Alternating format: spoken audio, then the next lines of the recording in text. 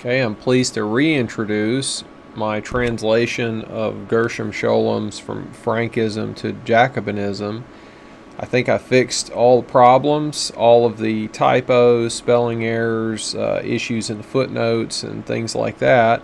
So if you're interested in the book, you can go to the page that I set up on Lulu, and you can get a copy that looks like this, just a solid brownish cover, nondescript, or you can get a cover that's got some of the symbols of the Asiatic Brotherhood. So they've got some Stars of David and some weird Masonic hand gesture. You can get that on the cover. That's kind of the cool cover, but I don't know, you might not want to walk around and show that kind of cover off. So you can get this nondescript cover if you'd like. The books are exactly the same on the inside. We ended up with something like 225 footnotes. The book itself is just under 130 pages. The end of each chapter, there's 4 chapters, there's 4 appendices. Each chapter has got something at the end, anywhere from a third to the half the length of the chapter in terms of the footnotes, which have a lot more information. There's a bibliography in the back of the sources that Scholem used that are public. Of course, he used a lot of other stuff that's not public. And just in case you didn't see the other video, what we're talking about here is a book that was written first in Hebrew and then translated into French by the scholar of Kabbalah and Jewish mysticism, whose name was Gershom Scholem.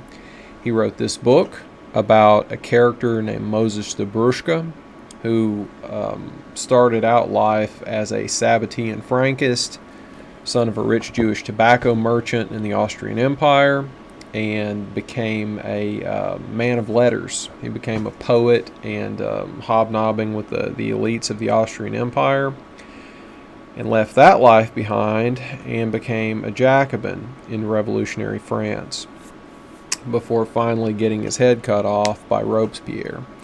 So he led a very interesting life, but the reason why we're translating the book is because this book and the biography of this guy bring together a bunch of different strands that, if you're into any type of conspiracy theory literature, or if you're in sort of dissident right-wing politics, which is where I locate myself, then you're going to be interested in this book, because it's sort of a strange convergence that people often speculate about, but we don't often see.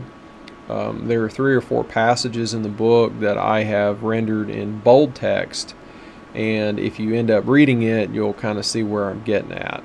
But it's the confluence of Jewish mysticism, secret societies, Freemasonry, and revolutionary liberalism, which is really the kicker that makes it all super interesting.